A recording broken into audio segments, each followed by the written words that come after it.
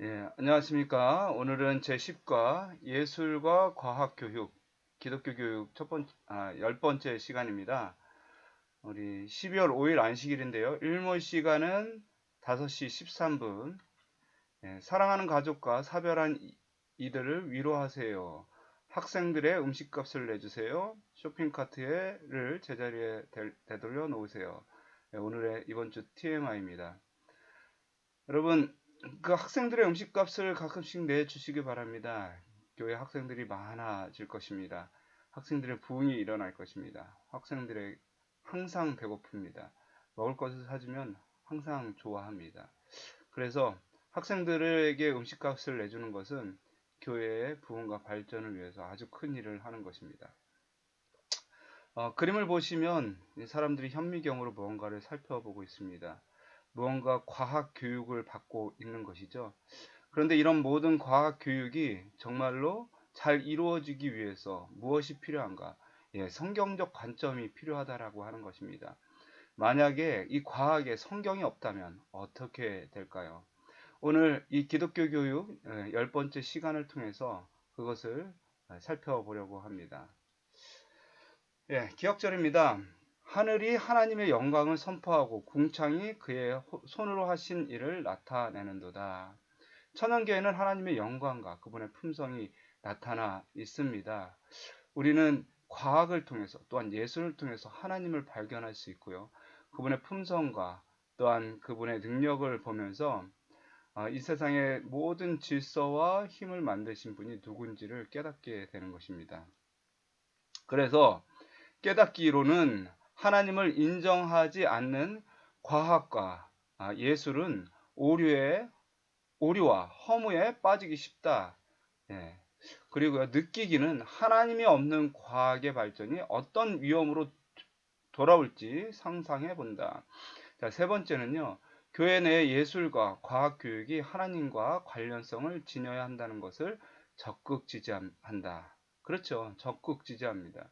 예술과 과학은 하나님과에 속해서 배워야 하는 것입니다. 이 안식일 소지에 보면 이 창조주와 유지자라는 말이 나옵니다. 우리는 이 세상의 창조주와 유지자이신 하나님의 광대함과 그분의 통치권에 대한 관점을 놓칠 수 있다. 성경이 없다면 이 세상이 하나님으로부터 창조되었고 하나님께서 이 세상을 주관하시고 계신다는 그 사실을 이해할 수 없을 것입니다. 그런데 하나님께서 이 세상을 지금도 창조하셨고 지금도 여전히 유지하고 있는 것을 우리는 과학을 통해서 또한 예술을 통해서 그것을 발견해야 한다고 하는 것입니다. 우리가 때때로 천연계를 통해서 하나님을 이해하지 못한다고 해서 성경이 틀린 것이 아니라 우리가 아직 그것을 발견하지 못한 것입니다. 아이작 뉴턴은 태양과 행성 그리고 해성의 아름다운 체계 그런 것들을 보면서 이지적이고 능력 있는 분의 계획과 주관 아래에서만 가능하다라고 이렇게 이야기했습니다. 이 천연계를 보니까 이것은 인간의 지혜와 지식을 뛰어넘는 어떤 분만이 이것을 유지하고 있구나라고 생각을 하게 된 것이죠.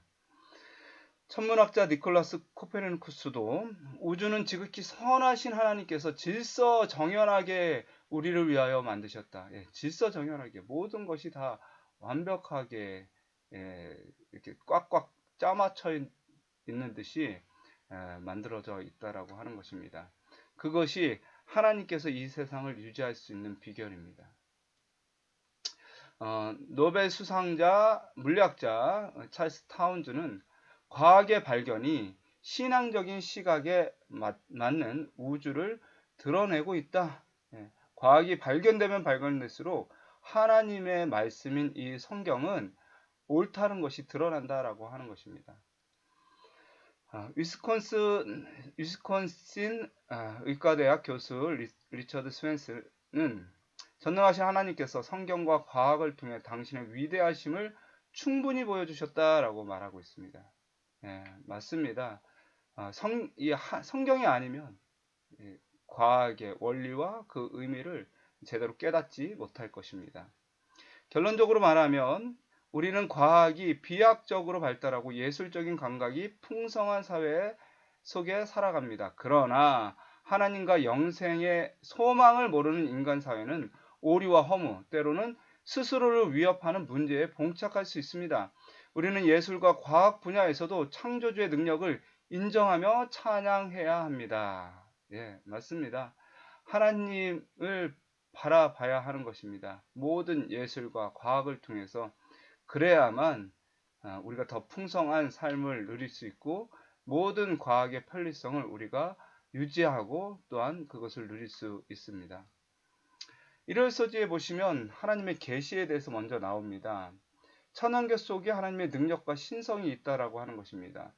그래서 창조된 모든 세계 속에 하나님의 살아계신 증거가 있는데요. 죄를 지은 후 6천년이 지나고 홍수 후에 황폐된 세월이 많이 흘렀지만 그럼에도 불구하고 하나님의 살아계심에 대한 증거는 천안교 속에 가득하다라고 하는 것입니다. 비록 죄로 인해서 많이 손상되었지만 하나님의 창조의 흔적은 여전히 예술과 과학에 있기 때문에 그것을 배제한 상태로 교육을 하는 것은 완전한 교육이 될 수 없습니다.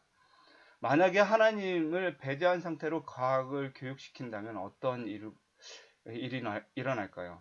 수많은 오류가 일어나고요. 수많은 위험들이 생겨나게 될 것입니다. 여러분, 조지 워싱턴이 1799년 12월에 죽을 때에 사실 죽기 전에 일기를 쓰게 됐는데 그 조지 워싱턴의 죽음에 대한 이런 기사입니다. 죽음에 대한 기사인데 여기 보니까 눈 내리는 날 10시부터 5시까지 장군은 습관대로 말을 타고 농장을 돌았다. 13일 장군은 목이 아파서 집에서 쉬었다. 14일 새벽 3시에 장군은 열이 심하게 났다. 그리고 낮에 농장 관리인이 와서 많은 피를 뽑았다. 그리고 밤 11시에 제임스 크레이크 박사와 2명의 의사가 와서 2번에 걸쳐 많은 피를 뽑았다. 증세에 호전이 없어서 또다시 피를 뽑았다. 마지막으로 피가 천천히 나오며 피가 진해진 것을 볼 수 있었다. 그리고 장군은 사망하였다. 버지니아주 의학 월보에 나오는 내용입니다. 당시에는 치료를 피를 뽑는 것으로 했습니다. 이 열이 많이 나니까 이 피를 뽑으면 더러운 피를 뽑으면 이 열이 내릴 것이다 라고 생각을 하게 된 것이죠. 그러나 3500년 전 성경은 육체의 생명은 피에 있음이라 라고 말씀하십니다. 그래서 그 생명을 유지하고 잘 보존할 수 있게 하셨는데 잘못된 의학 상식으로 말미암아 사람이 죽어나가게 되는 것이죠. 영감의 교훈에 보면 과학의 연구는 창조주에 대한 증거를 제시한다. 모든 참 과학은 물질 세계에서 하나님의 솜씨를 설명하는 데 불과하다. 과학의 연구는 다만 하나님의 지혜와 능력에 대한 새로운 증거를 제시할 뿐이다. 자연의 책과 기록된 말씀들이 올바로 이해되면 하나님께서 그것들을 통하여 역사하시는 지혜롭고 자비로운 법칙을 가르쳐 주므로 우리로 하여금 하나님을 잘 알 수 있게 한다. 예. 우리가 천연기를 통해서 과학을 통해서 끊임없이 연구하고 그리고 그것을 살펴볼 때에 우리는 점점 하나님을 더 깊이 알 수 있습니다. 월요일 소재에 보시면 거룩함의 아름다움이라는 말이 나옵니다. 거룩함의 아름다움. 여러분 창세기 6장 2절에 하나님의 아들들이 딸들의 아름다움을 보고 자기들이 좋아하는 모든 여자를 아내로 삼는지라. 여자가 아름다운 것이 나쁜 것이 아닙니다.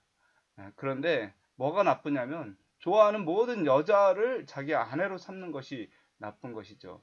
그래서 아름다움 자체가 나쁜 것이 아니라 거룩함이 없는 아름다움이 나쁜 거예요. 거룩함과 선함이 없는 아름다움은 위험합니다. 예. 그래서 하나님이 참으로 아름다움을 보여줄 수 있는 분이신데 왜냐하면 그분은 거룩함의 아름다움이 있기 때문에 그렇습니다. 이 교과에 보면 아름다움을 보는 사람은 그 눈이 아름다운 것이다 라고 이렇게 되어 있습니다. 한국적인 말로는 먼 눈에는 뭐만 보인다, 똥개 눈에는 똥만 보인다고 했는데 꽃이 마음에 있으면 꽃이 보이는 것입니다. 꽃을 잘 보기 위해서는 그 겉모양만 이렇게 살펴보는 것이 아니라 그 내면에 예, 내 마음의 꽃을 좋아하고 사랑해야지 정말 꽃이 아름답게 보이는 것이죠. 예술과 과학도 마찬가지입니다. 예술과 과학을 잘 이해하기 위해서는 하나님의 성품과 그분께서 보여주신 그 계시를 우리의 마음에 품을 때, 그것을 통해서 예술과 과학을 볼 때 제대로 된 하나님께서 본질적으로 그 천연계를 만드셨던 그 의미와 그 섭리를 분명히 깨달을 수 있을 것입니다. 하나님은 그분의 자녀들로 하여금 자신이 지은 만물을 감상하며, 또한 우리가 사는 이 땅을 단장하여 주신 그분의 단순하고 은은한 미를 즐기기를 원하신다. 그분은 아름다운 것을 사랑하시는 분이시지만 외적인 아름다움보다는 성품의 미를 더욱 사랑하신다. 그분은 꽃이 은은하고 우아한 것처럼 우리가 깨끗하고 단순한 성품을 기르기를 원하신다. 예, 맞습니다. 우리가 그런 아름다움을 점점 지니는 것이 바로 성경적 예술 감각을 키워가는 것입니다. 화요일 소지입니다. 오류의 전문가들이라고 나와 있는데요. 디모데전서 6장 20절에 보면 디모데야, 망령되고 헛된 말과 거짓된 지식의 반론을 피함으로 내게 부탁한 것을 지키라 라고 말합니다. 여러분, 얼마나 인간의 지혜와 지식이 낮고 참 한정되어 있습니까? 한계가 있습니다. 수많은 사람들이 거미다리가 6개인 줄 알고 8개인 줄 알고 살았죠. 근데 결국은 거미다리가 6개이죠. 그런 것처럼 많은 사람들이 이 지구가 태양 주위를 도는 것이 아니라 태양이 지구 주위를 돈다라고 이렇게 믿고 거기에 뒷받침되는 수많은 연구가 있었습니다. 그런데 그것이 다 거짓말이라고 하는 것이요, 잘못된 지식이라고 하는 것입니다. 인간은 오류의 전문가들입니다. 하나님이 없다면 우리는 참 지혜와 지식에 대해서 계속해서 발전해 나갈 수가 없을 것입니다. 아무리 많은 연구를 통해 그 어떤 연구가 체계화 됐다고 할지라도 하나님과 그분이 계신 진리를 배제한 인간의 지식은 오류에 빠질 수밖에 없다. 예. 우리가 잘 아는 이야기대로 1840년대에 산부인과 병동에서 아이를 이렇게 낳게 되는데, 낳는 과정 속에서 계속해서 이 아이를 받고 저 아이를 받을 동안 씻지를 않는 거예요. 그러다 보니까 치사율 6명 중 1명이 죽어나가는 것입니다. 근데 손 씻는 규칙을 제정하고 나서 3개월에 84명 중 1명 확 줄어든 것입니다. 근데 사실 성경은 이미 이 부분에 대해서, 손 씻기에 대해서 이야기하고 있습니다. 유출병이 있는 자의 몸에 접촉하는 자는 옷을 빨고 물로 몸을 씻을 것이며, 이렇게 되어 있습니다. 전염병자의 격리도 마찬가지입니다. 흑사병이 돌 때 치료 방법을 몰랐습니다. 격리해야 되는 걸 몰랐어요. 그냥 함께 같이 살았습니다. 수많은 사람들이 죽어나갔어요. 그러나 3500년 전에 하나님께서는 성경을 통해서 문둥병 환자와 유출병이 있는 자는 죽음으로 부정케 된 자를 다 진 밖으로 내보내라 라고 말하고 있습니다. 얼마나 이 성경이 지혜롭고 인간보다 훨씬 더 앞선 지혜와 지식을 갖고 있습니까? 영감의 교훈에 보면 진리의 토대 위에 굳게 서라. 지구를 온통 뒤덮고 있는 오류 가운데 우리는 영원한 진리의 토대 위에 굳게 서도록 노력하자. 하나님의 전신 갑주를 입자. 이때 사탄 자신이 사람들 앞에 이적을 행할 것이라는 말씀이 우리에게 주어졌으며, 이를 보고 우리는 그들의 거짓 가마에 대항하도록 준비되어야 하기 때문이다. 그래서 우리가 성경 말씀을 통해서 모든 과학과 어떤 예술을 바라봐야만 잘 거짓된 것에 속지 않을 것이라고 하는 것입니다.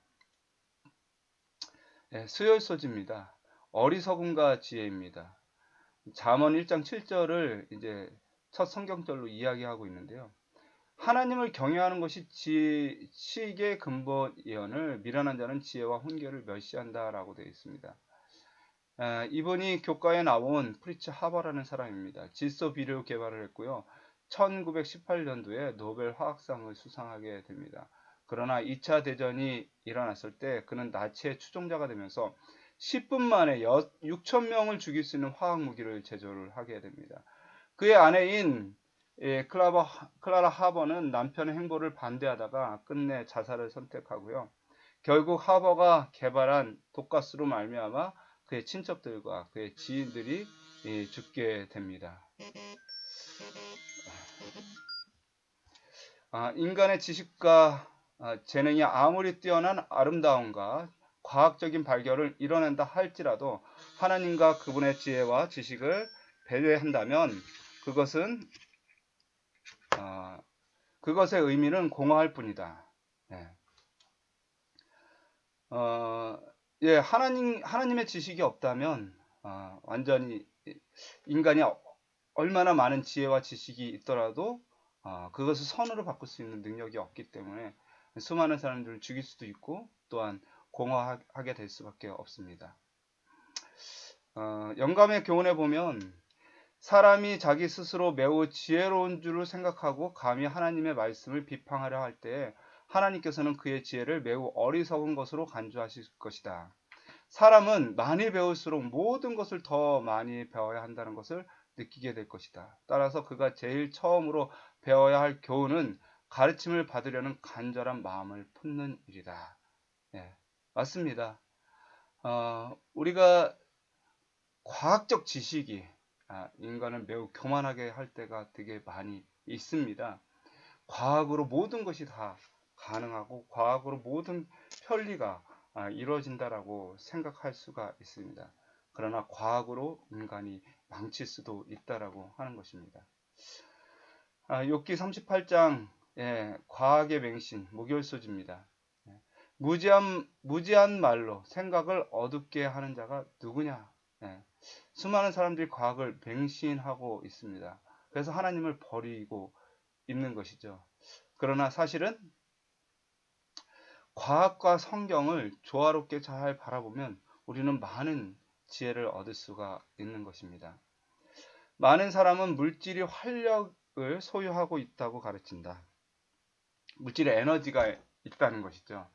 그리고 그 고유한 에너지로 활동하고 있다라고 하고 천연계가 모든 그 고유한 에너지의 법칙에 의해서 움직이는데 그런데 이 법칙이 하나님 자신도 간섭을 할 수 없다라고 얘기를 하는 거예요. 이것이 거짓 과학입니다. 하나님께서는요 모든 천연계의 우주적인 그 에너지와 그런 모든 법칙을 지금도 유지하고 있는 유지자십니다. 창조하고 그냥 버린 것이 아니죠. 천연계에는 그분의 법 안에서 그리고 그 법을 통하여 일하고 계시는 지성적 존재가 계심을 증언하고 있습니다. 아버지와 아들은 천연계 가운데서 계속해서 일하고 계십니다.